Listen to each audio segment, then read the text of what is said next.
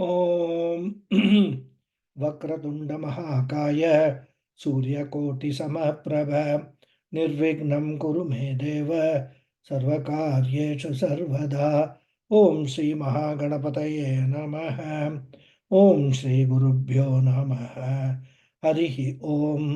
सदाशिवसमारम्भां शङ्कराचार्यमध्यमाम् अस्मदाचार्यपर्यन्तां वन्दे गुरुपरम्पराम्। अस्मद्गुरुभ्यो नमः। श्रुतिस्मृतिपुराणानाम् आलयं करुणालयं नमामि भगवत्पादं शङ्करं लोकशङ्करं। शङ्करं शङ्कराचार्यं केशवं बादरायणं सूत्रभाष्यकृतौ वन्दे भगवन्तौ पुनः पुनः। ईश्वरो गुरुरात्मेति मूर्तिभेदविभागिने व्योमवद्व्याप्तदेहाय दक्षिणामूर्तये नमः। ॐ श्रीमेधा दक्षिणामूर्ति स्वामिने नमः। ॐ सहनाववतु सहनौ भुनक्तु सह वीर्यं करवावहै तेजस्विनावधीतमस्तु मा विद्विषावहै। ॐ शान्ति शान्ति शान्ति। हरिः ॐ श्रीगुरुभ्यो नमः। हरिः ॐ। So namaste once again everyone.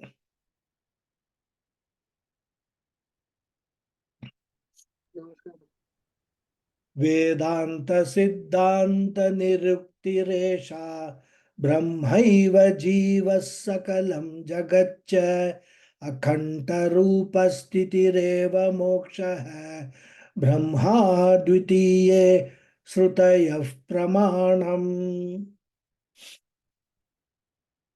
So this is the in this sloka Acharya is summing up the entire teaching. And he is giving three messages in this shloka, which is the culmination of the entire Vedantic teaching. He says, Esha Vedanta Siddhanta Nirukti. This is the essence of the entire Vedanta Siddhanta, the Vedanta teaching. And what is that? Brahmaiva Jiva Sakalam Jagacha. Jivam Sakalam Jagat Cha Brahma Eva. The Jiva, Ishvara, as well as the entire world are Brahman alone. This is the second message. And Akanta Rupa Stitireva Moksha. Staying in the knowledge of the partless nature of Brahman alone is liberation, moksha.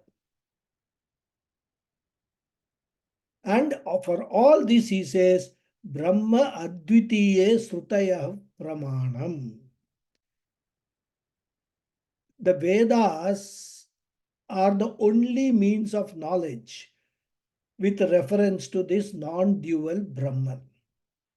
You cannot get this knowledge of Brahman from any other source.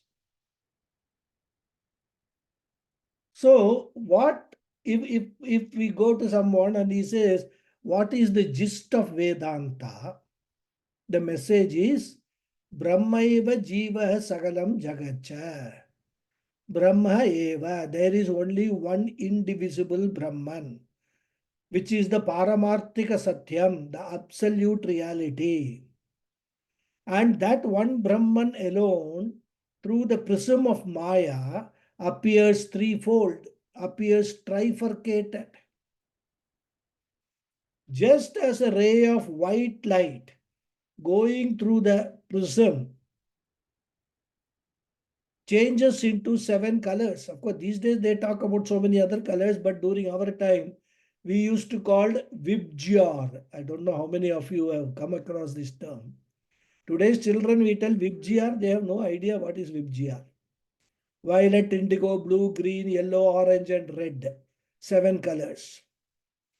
So just like the white light which is passing through the prism gets converted into 7 different colors, one Brahman empirically appearing through the prism of Maya becomes this triad of Jagat, Jiva, and Ishvara. And the Chakara, Jagat, Cha, he said, no, Chakara indicates Ishvara. So in this form, in the form of Jiva, Jagat, and Ishvara, Brahma eva, Brahman eva. So, one Brahman through Maya appears as Jiva, Jagat, Ishvara, Bhavaha with 3 different upadhis. And these 3 are divisions with an appearance. The truth, the reality is Brahman alone. But the plurality or the triad nature is just an appearance.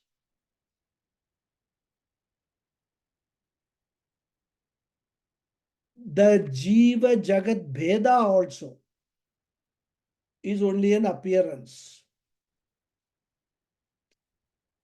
Jiva Jagat Ishvara triangular division also is an appearance. Jiva Ishvara Bheda also is an appearance. So even though these 3 appear to be different from each other, are seen to be different from each other, the difference is only in their appearances. If you remove the Nama Rupa costume, if you remove their differences, what is underneath?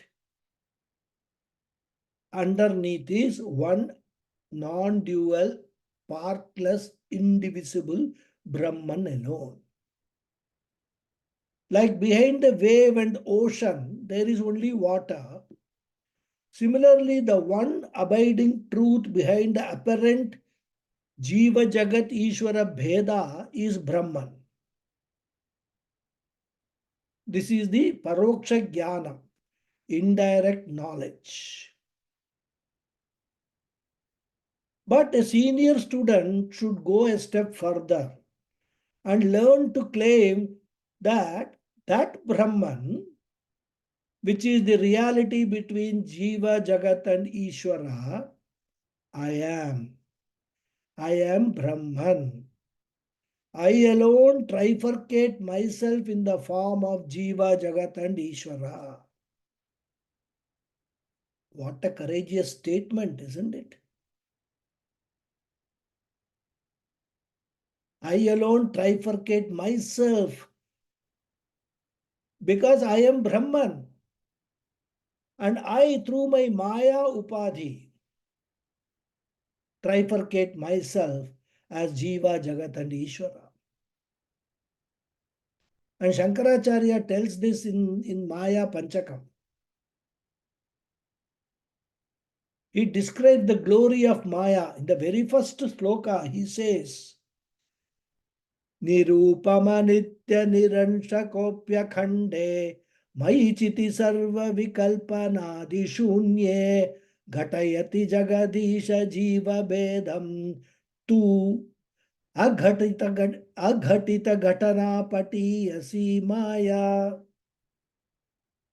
अघटित घटना पटीयसी माया.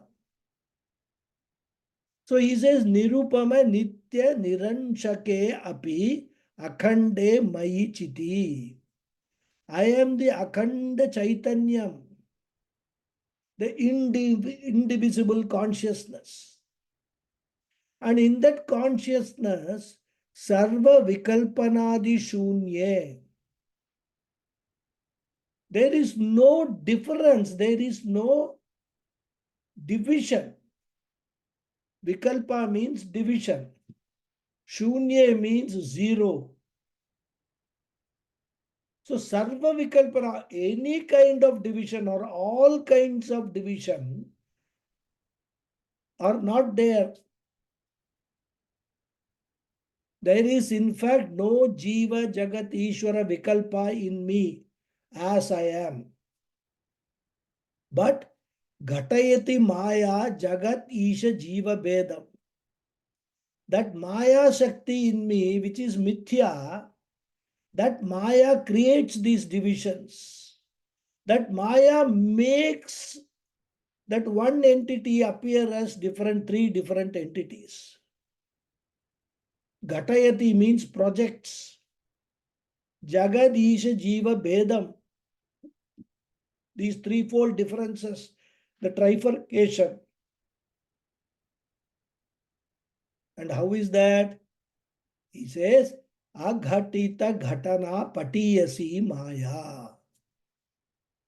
What is not possible, Maya is capable of doing that. Maya is capable of doing the impossible, dividing the indivisible, mortalizing the immortal. That is the glory of Maya.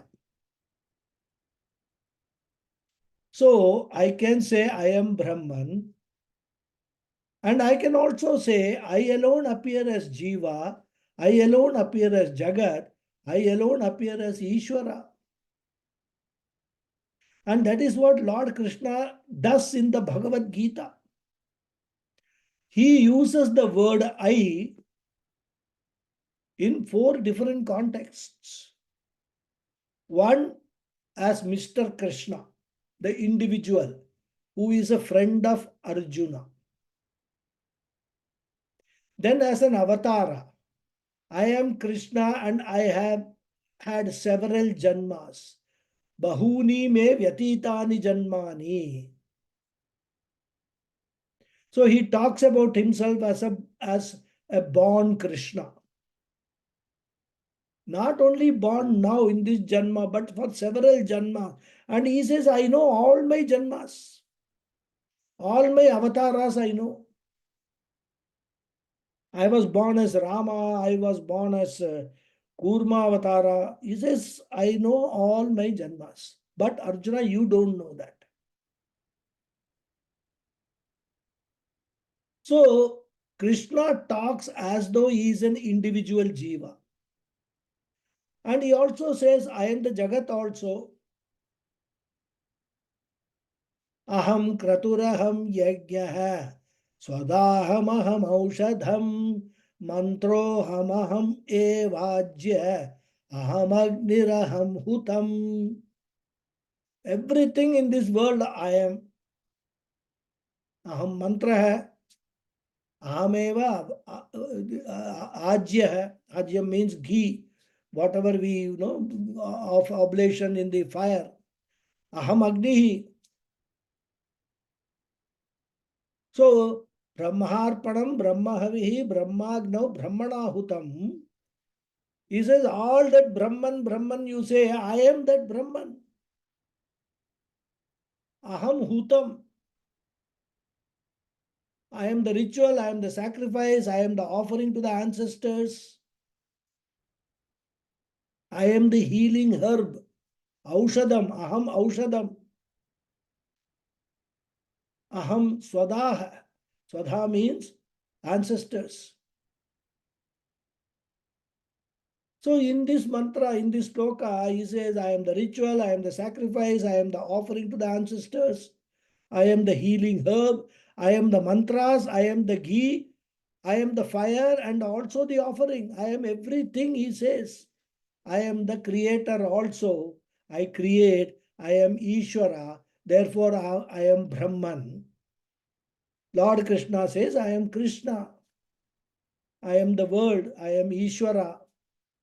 So, Krishna as a Jiva, Krishna as a Avatara, Krishna as Ishvara.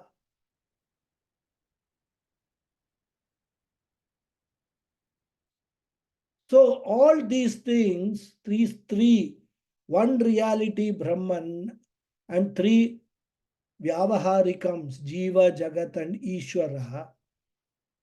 Lord Krishna uses the word I for all the 4. Brahman, Jiva, Jagat, Ishvara. he uses the word I for all the four. I for the three Vyavaharikams and one Paramarthikam.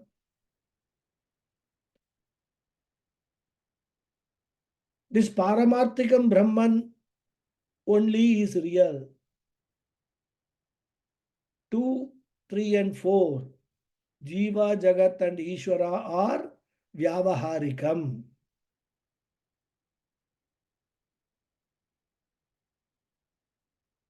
And when he says, I alone taught, Imam Vivasvate Yogam Proktavan Aham Avyayam. There he uses the word I as Mahavishnu. Yo Brahmanam Vidatati Purvam, Yo Vai Vedamscha. He says, I only created the world.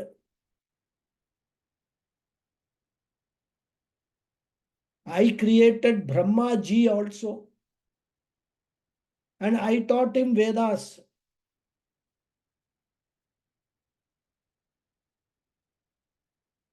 Similarly, when you go through, you will find where Krishna talks about himself as Brahman. I am the seed of all jivas. Everything that is there, I am the adhishthanam of that, he will say. So if you have, these are only examples I have quoted, because this is not Bhagavad Gita class. When we, Bhagavad Gita students will be exposed to all this when we, in the Gita class.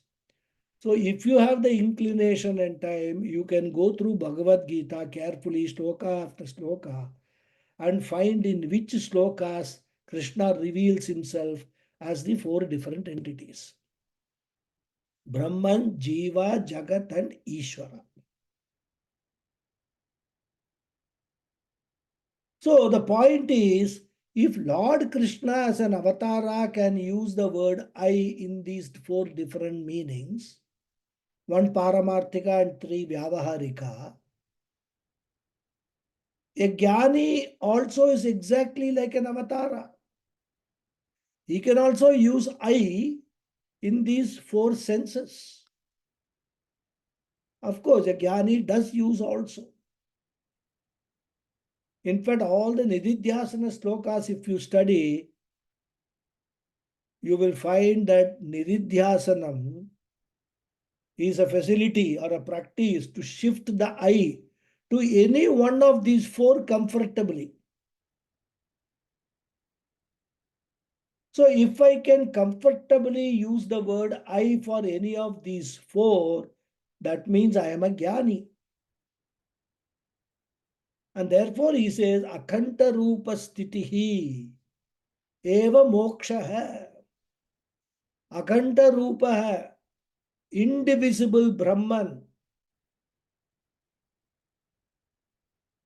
Moksha is when I can abide as the indivisible Brahman. I should have the awareness that I am Paramarthika I, which is Akhanda Bhava hai, Akhanda Rupa hai, indivisible. Indivisible when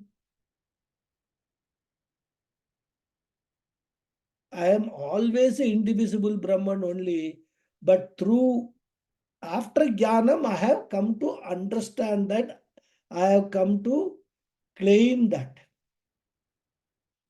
So all along, I have been indivisible Brahman, only appearing as Jiva, Jagat and Ishvara. This abidance as non-dual, indivisible Brahman is moksha.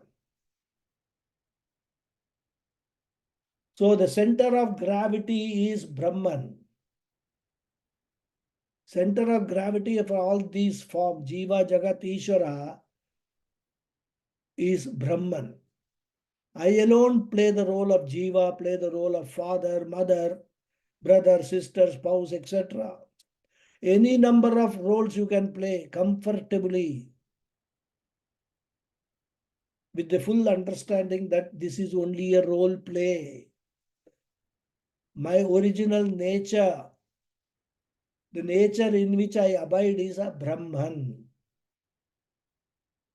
Once you understand this, once you assimilate this knowledge, it becomes a beautiful game.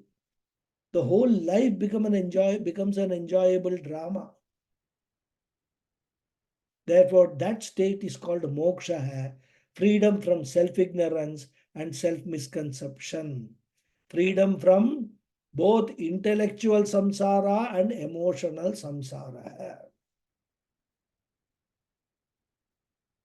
And therefore only Shankaracharya says elsewhere in Vivekachudamani itself,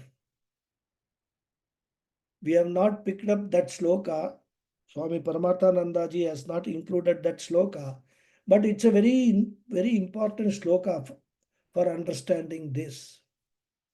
Dehasya moksho na no moksho na dandasya kamandaloho avidya hridaya granti moksho yatastata, he says. Dehasya moksha na moksha. People think that dropping the body is moksha. That is the Pauranic moksha. Which moksha the Puranas say we will get when we die, when the body dies. But dropping the body is not moksha, says Shankaracharya. That is figuratively called moksha from an Ajnani's angle. What is the real moksha? Shankaracharya says, Avidya Hridaya Granti moksha hai. Moksha is dropping or removing Avidya Hridaya Granti. The knot of ignorance. Hridaya Granti means the knot of ignorance in the heart. And what is the nature? It is ignorance, that is avidya, because of which I am tied down to the body. That knot has to be dropped. And this is not an invisible removal. You don't remove the heart and you untie the heart. No. It is the intellectual dropping of that knot. And only a jnani knows whether he has dropped that or not. It is a subjective truth. People talk about Jivan Mukti, Videha Mukti, etc. from the standpoint of the body, whose existence and non-existence is not at all relevant to a jnani. He has gone beyond that Jivan Mukti, Videha Mukti, etc. He knows I am Nitya Mukta. So all the Jivan Mukti, Videha Mukti is all from Laukika Drishti, from the worldly point of view. And Nitya Mukti is from Shastriya Drishti, which in the last four slokas from 97, 98, 99, 100, Shankaracharya emphasized. We have seen that. In fact, in Panchadashi, Vidyaranya Swami talks about threefold prakritis. Tamo rajas sattva guna prakritir dvividascha sa sattva shuddha vishuddhibhyam maya vidyechate mate maya bimbo vashikritya tam syat sarvagnya ishvara. So he talks about three prakritis: sattva pradhana prakriti, rajas pradhana prakriti, and tamas pradhana prakriti. Sattva guna dominant prakriti, rajoguna dominant prakriti, and tamoguna dominant prakriti. And Brahman manifesting through sattva guna dominating prakriti is called Ishvara. The same Brahman manifesting through rajoguna pradhana prakriti is called Jiva. The same Brahman manifesting through tamoguna pradhana prakriti is the Jagat. And even when one Brahman trifurcates, this empirical trifurcation cannot bring about any real change in Brahman. That Brahman continues to be Akhanda. That is the beauty of Maya. What cannot be divided, Maya is capable of showing it as divided. Not actually dividing it, showing it, making it appear as divided. But the Jnani is one who is anchored in this knowledge of this Brahman. That Brahman I am, that undivided Brahman I am. Even though I appear as Jiva Ishvara also. So being a Jnani, he remembers, even though I am empirically appearing as Ishvara, I am in fact the undivided Brahman. And therefore only Shankaracharya says, Akanta Rupa Sthitihi Eva Moksha. We should never lose sight of this fact that I am Akhandam Brahma all the time. That is called Moksha. And to arrive at this absolute undivided Brahman, we have only one means of knowledge. Our sense organs cannot reveal that Brahman. Logical reasoning cannot reveal that Brahman. Scientific explorations cannot reveal that Brahman. There is only one instrument of knowledge, and that is Veda. Veda itself says, Na avedavit manute tam brihantam. Avedavit, the one who has not come to the Vedas, may be a very knowledgeable person, but he has no knowledge of the contents of the Vedas, the message of the Vedas, the teachings of the Vedas. Na manute tam brihantam. He will not understand what this Brahman is all about. Without coming to Veda, one cannot know that Brahman. And therefore, Shankaracharya concludes, Brahma Advitiye Sutaya Pramanam. With regard to that non-dual Brahman, Veda, especially Veda Anta, is the only Pramanam. This is the message of Vedanta. Then comes the last question. How we can know a person is a Jnani or not? Imagine somebody addresses the Advaita Jnani and asks him, how do you know there is a non-dual Brahman behind this triangle? Because experientially, I am always the Jiva, either Vishwa, Taijasa or Prajna. I hope you all remember these terminologies from the Tattvabodha days. I am always a Jiva. Even during Pralayam, I am a Jiva with the Karana Shariram. Therefore, I am always a Jiva. What I experience is the Jagat, and Ishvara is my creator. So, how do you know about an absolute reality underlying these three? Because all our instruments of knowledge, all pramanams, they can reveal only these three, Jiva, Jagat and Ishvara. Even about Ishvara, I can okay, because everybody talks about it. Since the Jagat has got to be is a product, and there should be a cause behind the Jagat, I can infer that okay, that Ishvara is the cause. All this makes sense to me, logical sense to me. There is an Ishvara power, which creative power, he creates the Jagat, and I am a part of that, I am a Jiva. But how do you know that Adhishtanam Brahma exists?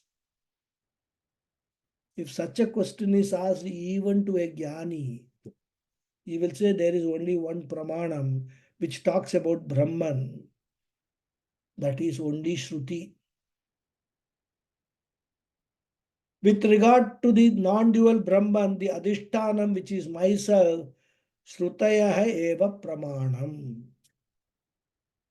Only if you accept Shruti pramanam, this knowledge will be available. Shraddha in the Shruti as Upajivya pramanam is compulsory to arrive at this knowledge. Upajivya means that which maintains, that which supports, preserves. If you say, I don't have any Shraddha, I don't believe in this Shruti, who knows who has written it? The Guru will say, okay, I understand your point of view, wish you all the best. That's what the Guru will say. And here the word Shrutaya includes all Upanishads also. Of course, it need not be stated, but then there are people of who are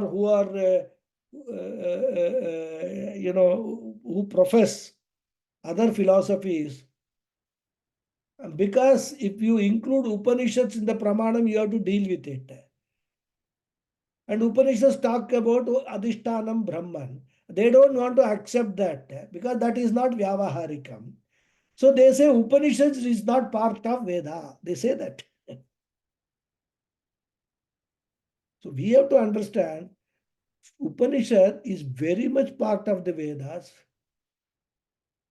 where the whole Vedas were given to us by Veda Vyasa. And Veda Vyasa has composed, not I wouldn't say composed, included the Upanishads also in every Veda. So Upanishads also are in fact for Brahman, Upanishads alone is the Pramana. So the instrument of knowing this Advitiya Brahma is Shruti Pramanam alone.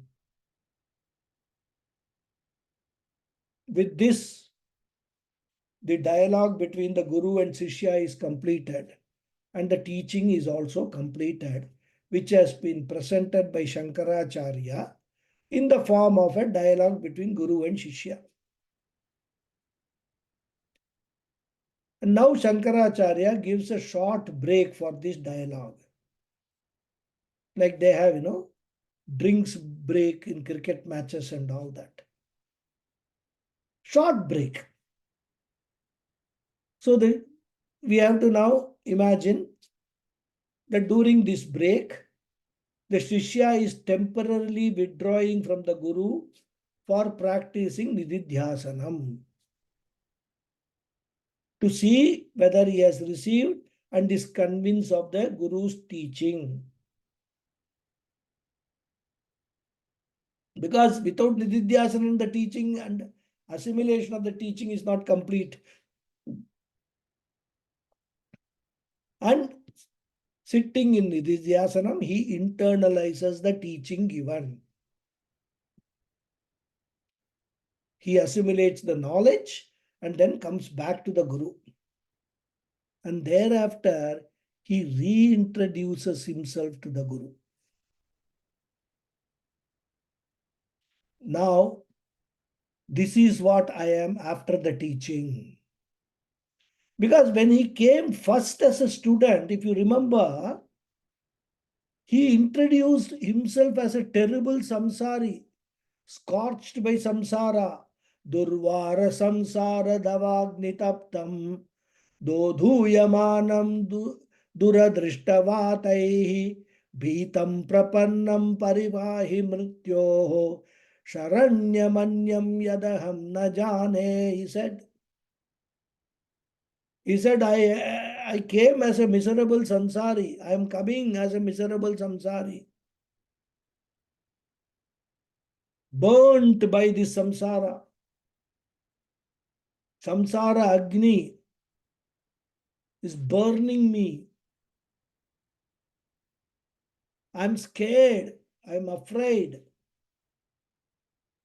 That was how he came when he that is how he introduced himself in Shloka 21.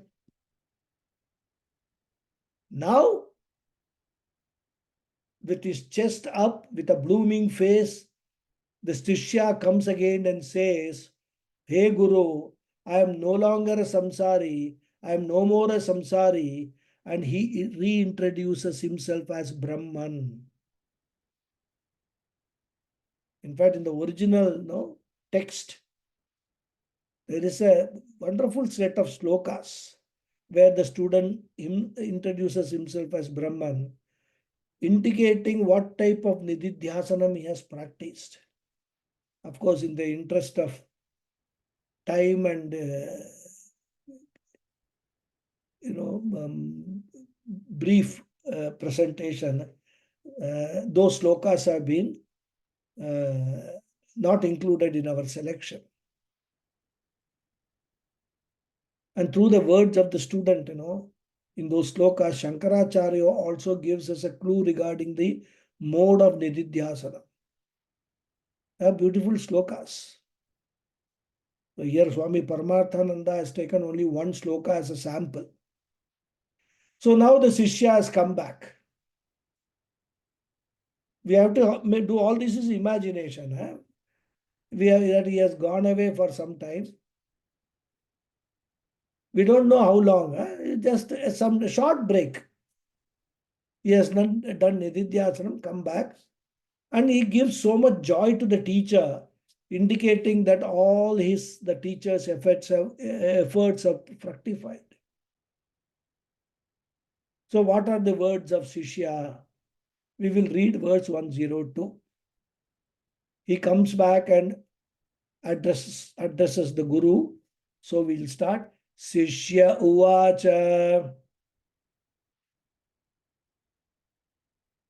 Danyoham kritakrityoham vimuktoham bhavagrahat nityanandar swarupoham purnoham tvadanugrahat. Anvaya of this is Tvadanugrahat aham dhanyah aham kritakrityah bhavagrahat aham vimuktah aham nitya ananda swarupah aham purnah. This is what the Shishya is now reintroducing himself as what he is.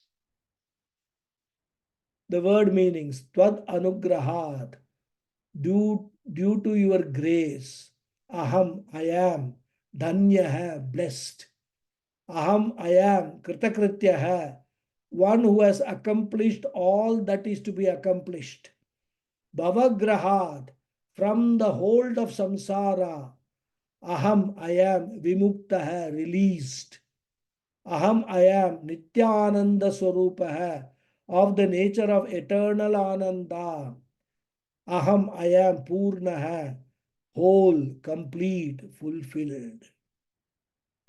So he says, due to your grace, O Guru, I am blessed.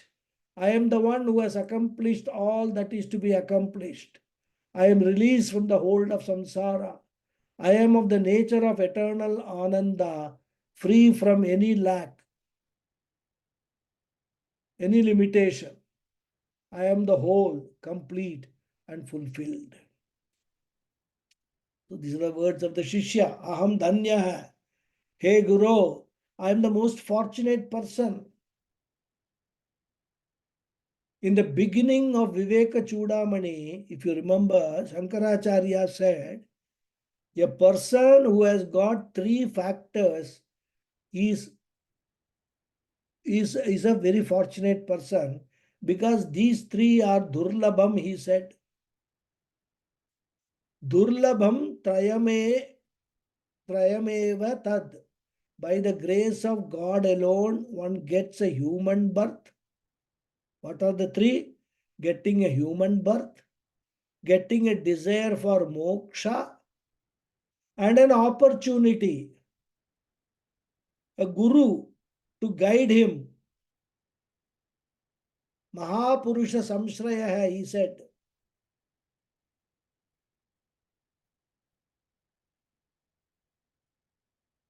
So these three things, one has to have the blessing of Bhagavan. Lot of punya he must have done to get all these three in one janma, in this janma. But even though one may be fortunate enough to get these three, what is the most important in this? Mahapurusha samshraya, to attain moksha.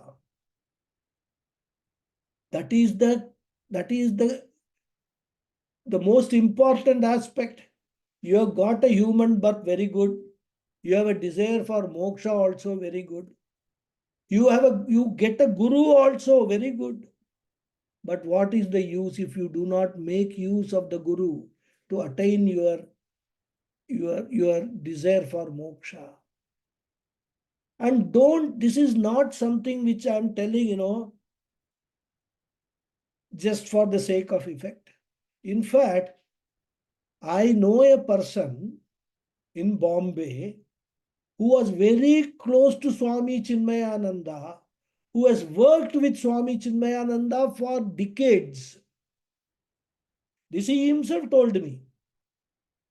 But he has not he has not made use of Swamiji's presence to get guided for achieving moksha.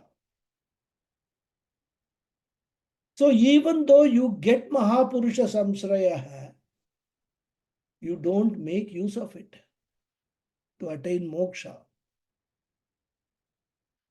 I should say that he has wasted his life. The human life he got, Mahapurusha Samsraya he got, but of no use because he did not have one aspect, desire for moksha. In fact, he doesn't believe in moksha. That is the beauty. Being associated with such a great guru like Swami Chinmayananda, he did not develop a desire for moksha. Anyhow, so the Shishya says here, I had those three advantages and I have made use of all of them. So I am still more fortunate because Guru Mahapurusha Samsraya has led me to moksha. Therefore, I am Jivan Mukta hai. I am a Jnani. Whether the Shishya tells others or not, Shishya must be able to tell the Guru. If the Guru asks Shishya, you have done all this, you have done Nididhyasana also, are you Mukta hai? The Shishya must have the conviction to express his view. And that is what the Shishya says here. Dhanyaha aham. I am the most fortunate one because your teaching has fructified for me without any reservation. The student says, Dhanyaha. I am fortunate. Kritakrityaha aham.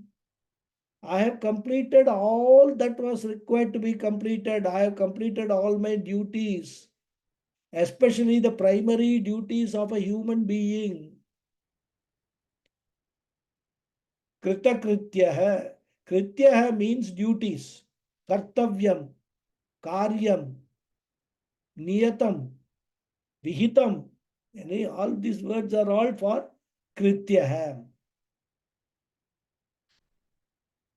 Because in the Vedic society, every individual was given many duties. And they were all considered extremely important to such an extent that not discharging the duties was considered to be a papa called Pratyavaya Papa. Excuse me.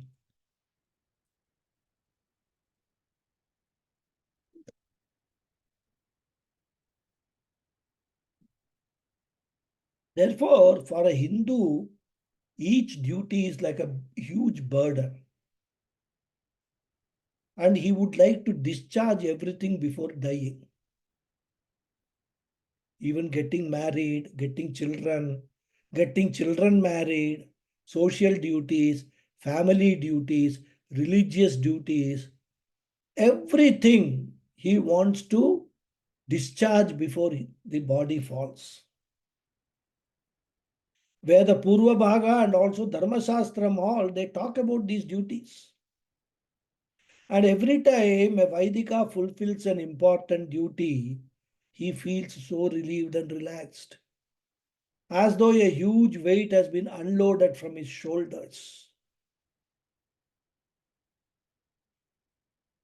So while Veda Purva Bhaga gives so many duties, Veda Anta Bhaga gives only one duty as the primary and most important duty.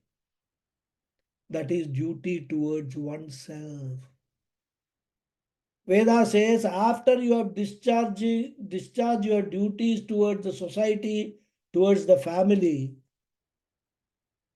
turn your attention to the duty which you owe towards yourself.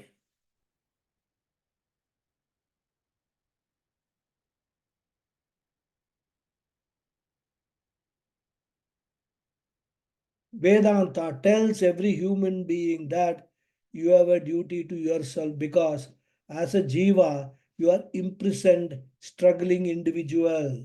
You have to free yourself from the prison called samsara, from the jiva bhava. And that is possible only in the human birth. And therefore, Veda point out the rarity of the human birth and says it is your responsibility to release yourself from Jiva Bhava and discover your Brahma Bhava, the Brahman status. In fact, Vedanta says the fulfillment of all other duties is nothing but a preparation for fulfilling this primary singular duty.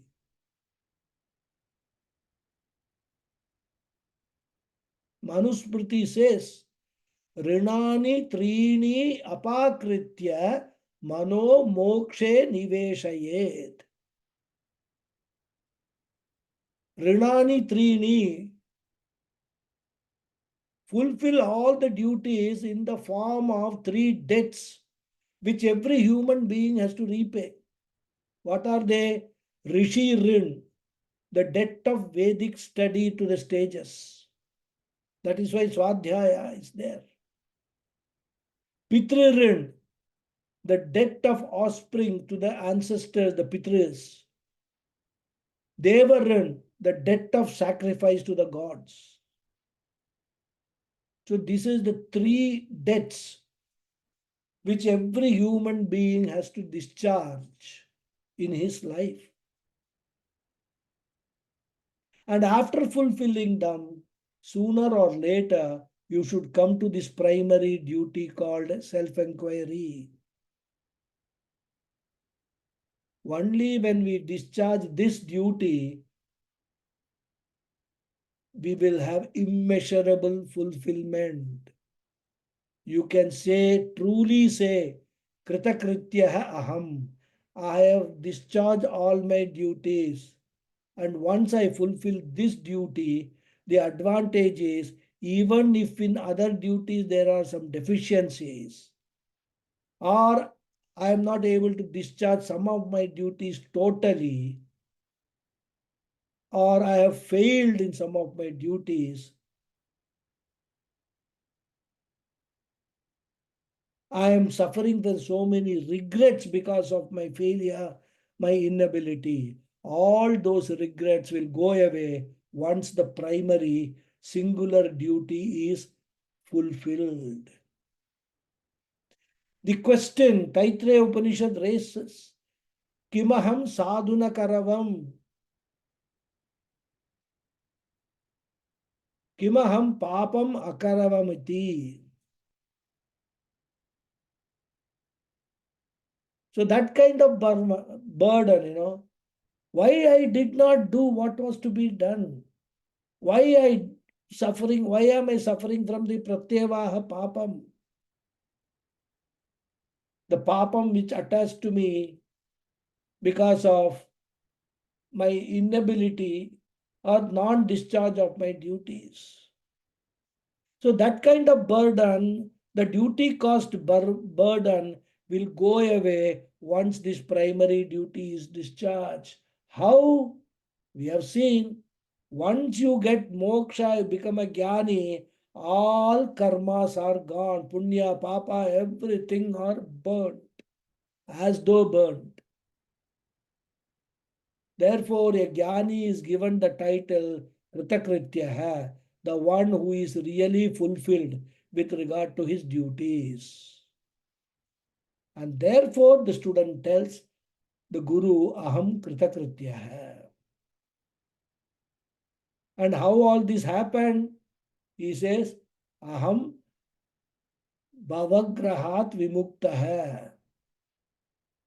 Because I have released myself, freed myself from the clutches of samsara called Bhavaha.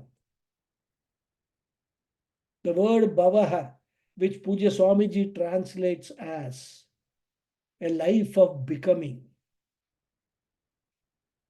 Bhavasagara, we say, no? We have seen, we have discussed Bhava before. Bhava means samsara. And samsara is compared to various things in Vedanta.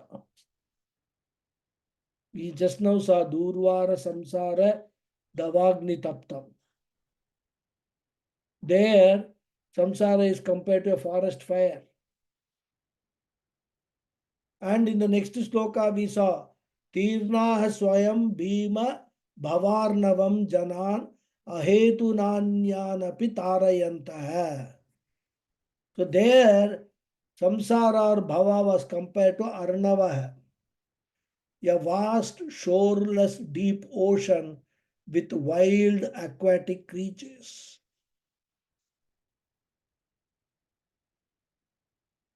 So the ocean of samsara, the forest fire of samsara. And here, samsara is compared to a graha. Bhavagrahat, he says, from the graha of samsara. Now the word graha has got several meanings. One meaning is a crocodile or a shark. It is called graha because it catches its prey in the water body. In fact, if you have seen these crocodiles, they wait hidden. Only the nose will be outside the water. Inside the water, it may be 20, 30 feet long crocodile body, huge one. But entirely it will be hiding in the water. And it will remain motionless. And you can find them at the edge of these water bodies, where the prey, they habitually come and drink. So when an unsuspecting animal enters the water to drink or even to cross over the water body with a sudden lunge, the crocodile seizes the unsuspecting animal and drowns it and eats it. In fact, the example of this crocodile being a samsara or samsara being in the form of a crocodile, we can find in Bhagavata Purana. There Gajendra Moksha is talked about. A huge elephant enters a water body and a crocodile catches it.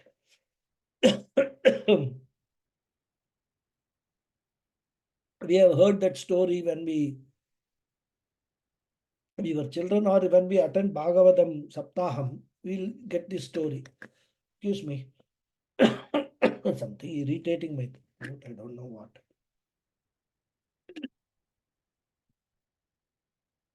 Gajendra means a huge elephant. The crocodile is so powerful that in waters it can even catch the feet or legs of an elephant. And its hold is so strong that even the elephant cannot wriggle out. So in the Purana, Bhagavata Puranam, it is said the Gajendra cried helplessly, screamed, calling out to the Lord. And Lord Vishnu rushed in his Garuda Vahana, his eagle vehicle, and with his Sudarshana Chakram, he destroyed the crocodile and released the Gajendra. That is the Gajendra Moksha. Every one of us is like that Gajendra. And our samsara, in which we are in the grip, unable to wriggle ourselves out, is in the form of self-ignorance and self-misconception.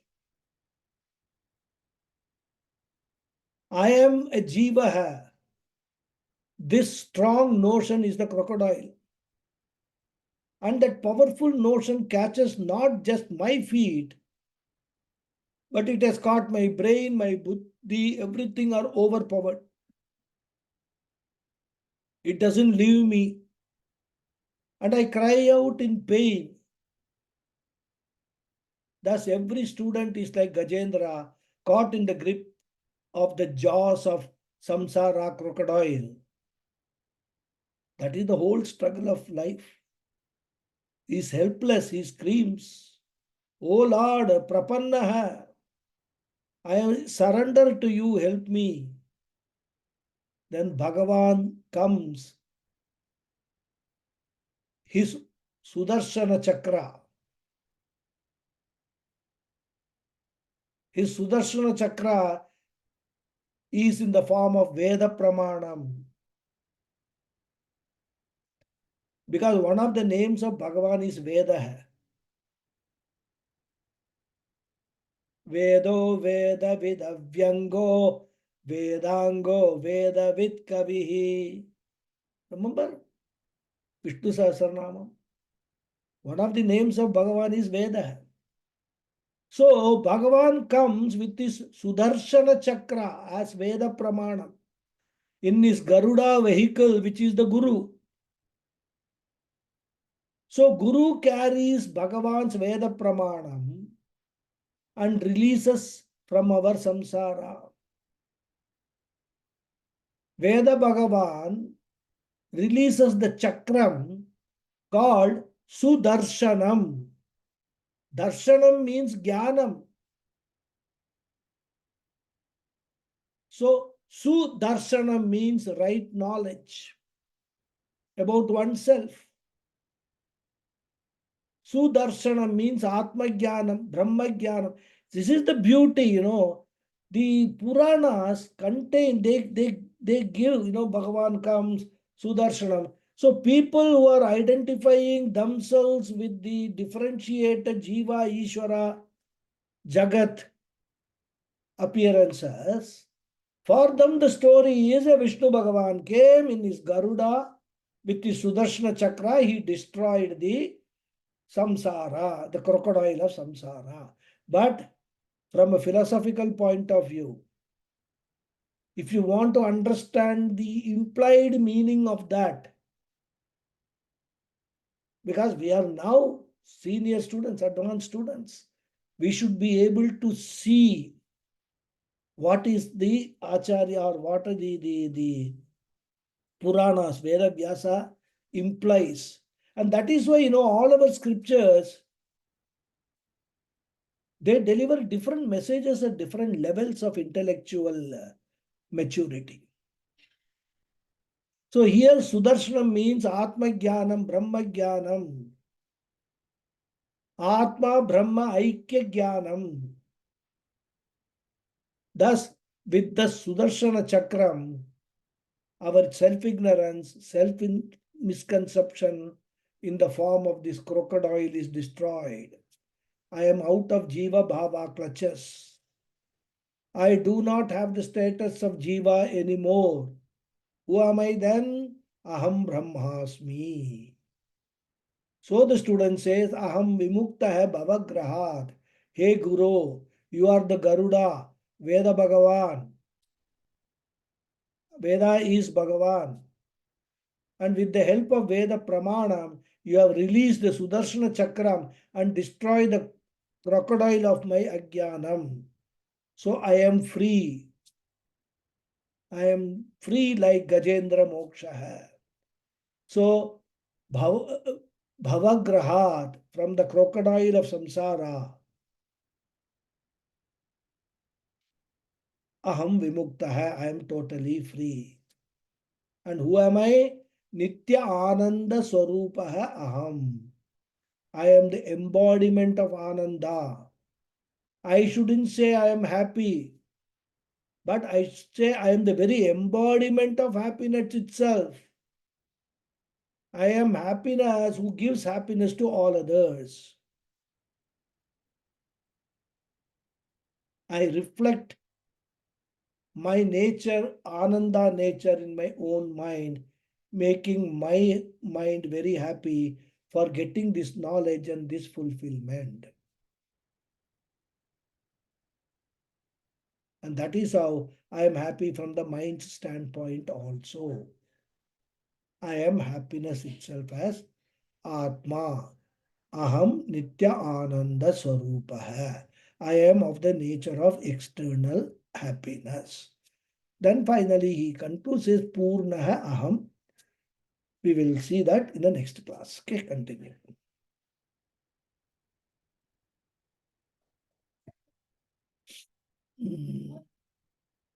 Om Purnamah Purnamidam Purnat Purnamudachyate Purnasya Purnamadhaya Purnamevavasishyate Om Shanti Shanti Shanti Harihi Harihi Om Om Shri Gurubhyo Namaha.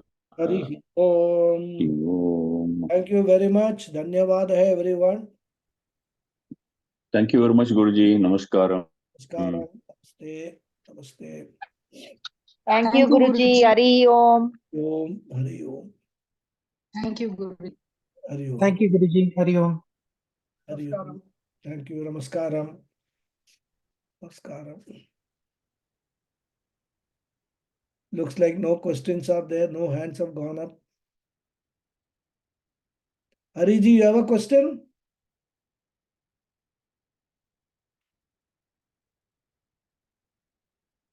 Yes, Guruji. There is some problem here technical. I was not able to listen. Not able to listen? Can you hear me? Yes, it is little broken. Okay, could be.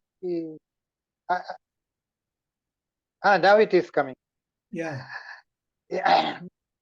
Guruji, my query is that Hari Om. Hari My Om. query is that you were telling the three gunas. One is sattva, rajas, and tamas. When it is Brahman plus sattva is Ishvara. Tattva Ishvara. Is it Brahma plus Maya. Brahman plus sattva is Ishvara? Brahman plus Maya is Ishvara. Brahman plus Maya is no. You bifurcated the gunas into sattva, rajas, and tamas. Right. And what plus sattva is Ishvara? Brahman plus Maya. And sattva. Sattva. And Sattva Guna. Okay. Brahman, Mayas, it is the three gunas are where it is not in Brahman. Three gunas Maya. are in Maya. Okay. So Okay. Brahman plus Sattva Guna of Maya is Ishvara. Brahman plus Rajoguna of Maya is Jiva. Individual. Brahman plus Tamoguna of Maya is the Jagat. Jagat. That is where I wanted to ask you. How do you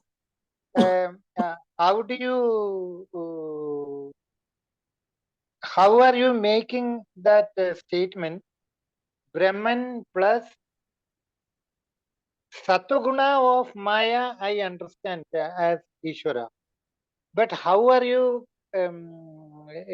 categorizing Brahman plus Rajav Guna of Maya is Jiva, and Brahman plus Tamo Guna of Maya is Jagat. I am not doing What? any categorization. Ah, Categorization has been done in the Upanishads, in the Veda, which is okay. presented to us by Vidyaranya Swami in Panchadashi. I just Okay. repeated the sloka of what Vidyaranya Swami presents, and Ah, I explained that. That's all. It is not me. I am Brahman. I cannot do anything. I am Akarta. So I cannot make divisions. okay. But Vidyaranya, of course, I'm just joke. Vidyaranya Yeah. Swami in Panchadasi deals with this entire creation, and he Okay. explains why they are appearances only, and there is Ah, no reality behind all these Jiva, Jagat, and Ishvara. In that ah, context, he says it is the Brahman which is appearing as all these three. The question will be, from where does Brahman get the support to appear as these three? He says this Maya is the support. Now Maya is its single entity. Then he comes down to say, no, Maya has got three gunas. All based on ah, Veda only, right? Nothing. ah, Vidyaranya Swami is also not inventing any new theory here. So Maya has got three gunas. ah, Because of those three gunas, ah. one becomes Sattva, Ishvara, Rajoguna, Jiva, and Tamoguna, Jagat. That is how three appear. So they are like three different filters. Like, you use this spotlight and all in dance program and all, right? So they have got the spotlights when the dancer is there. What they will do? They will put a red color filter so the whole stage will look red. You understand what I'm saying? Yeah. So then the blue color filter, whole stage will look blue. Then the yellow color filter, whole stage will look yellow. So the stage has got the original light is white light only, white light or whatever is the color of the light. But they Yeah. appear to different. It appears in different colors because of the different slides they put before the light. Similarly, Brahman is like the original light. And Maya has got three filters: Sattva filter, Rajo filter, Tamo filter. With that, these different things appear. Okay. And all this is based on Vedas. That's how Vedas explain all the creation, So, appearance and all. so we have to again now go back to Panchadashi. Go to Tattva Bodha itself, I have dealt with it. I gave you a chart also, Tattva Bodha students. How Maya, three gunas of Maya, what are the things creation out of it? I gave a beautiful chart in Tattva Bodha classes. So you refer to that chart, that is enough. Okay. That's all. Yeah. Okay. Hari Om. Hari Om. Thank you very much. I should thank Guruji, you. happy Gokulashtami to you. Same to Happy you all. Gokulashtami. Yeah, thank you. In fact, I forgot And to make an announcement. Next Sunday, we will not have class okay. because I will be flying back to India in the morning flight, from here. So I will be in the flight at that time. So I won't be able to take the Okay. class. I will send a message in the group.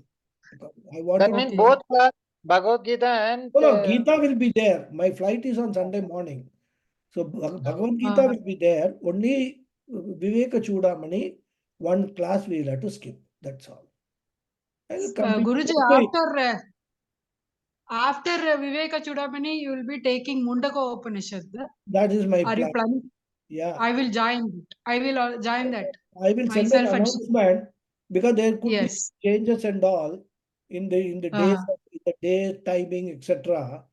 Because I okay. find that the Saturday, Sunday becomes a very big challenge for most people, right?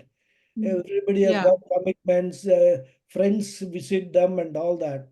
So even Bhagavad Gita class, I am planning to change it to, increase Bhagavad Gita by one class. There are two classes Mundakopanishad, two classes Bhagavad Gita I am planning to have during the week, so that people can plan accordingly, so they will not be disturbed by the weekend and all. Everybody goes for some visiting their relatives and friends and all, which I have now realized is a problem. Today you see only 9 people are there in the class.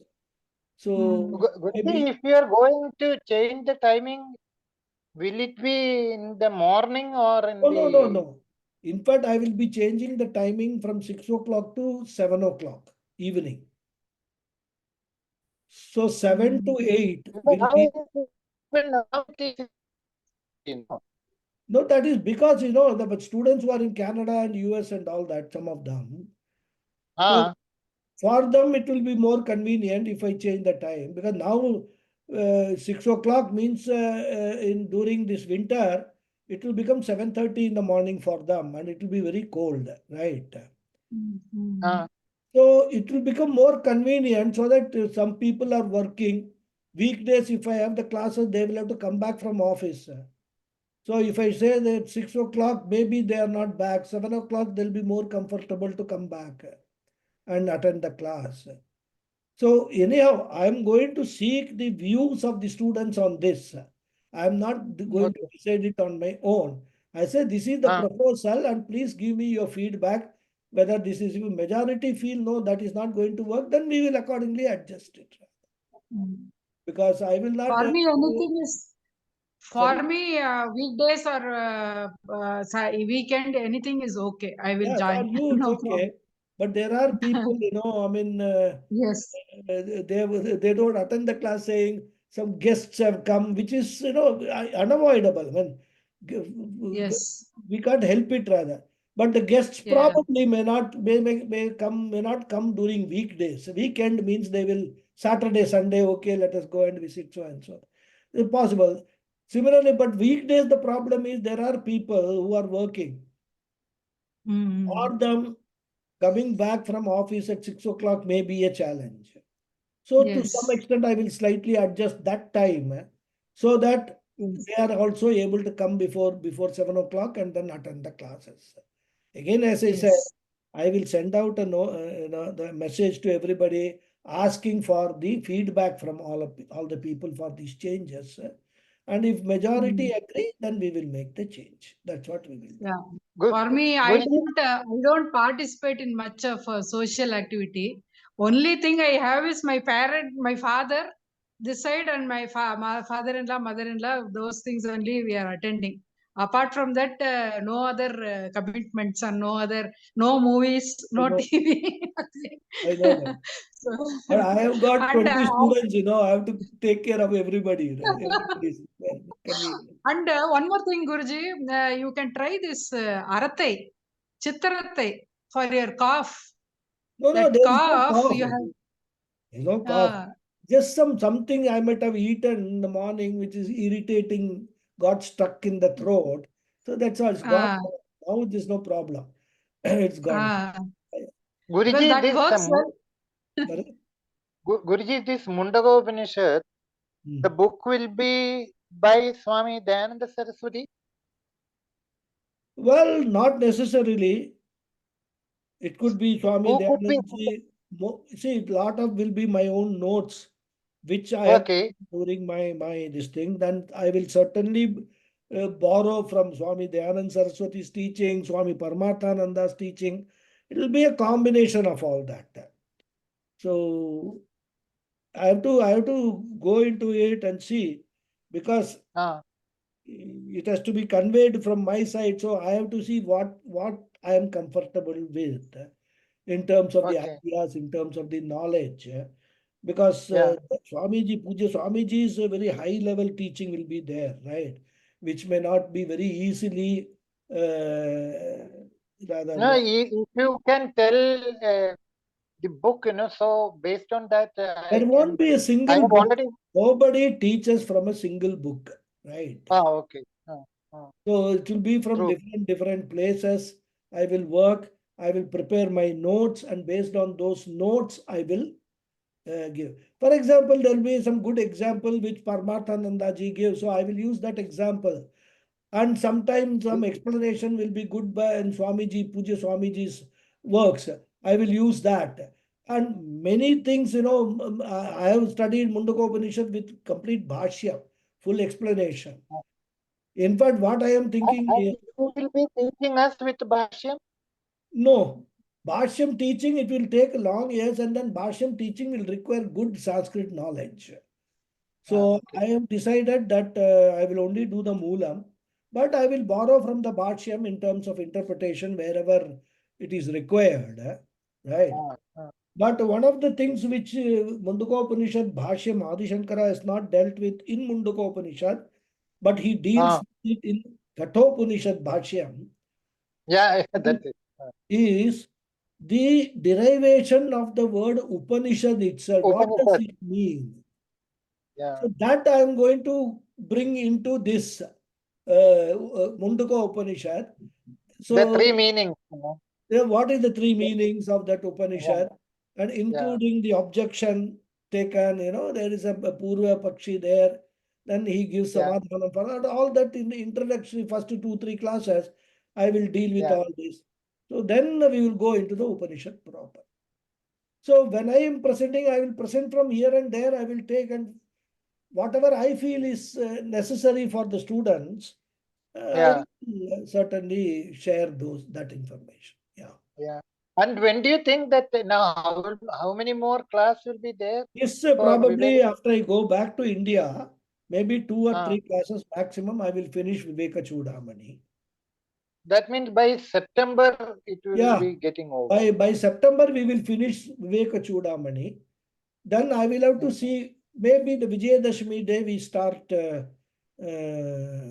Mundaka Upanishad. That I will go and see, because I also need to prepare myself, with my notes.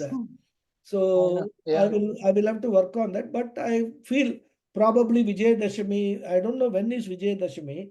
Anyway, October 4th is October 4th, the Navaratri starts, Swamiji. I okay, so think October 11th or 4th. something will be Vijayadashmi, right? 11th or 12th. Mm. So on that day, we will have an inaugural class and then continue after that. We'll do that.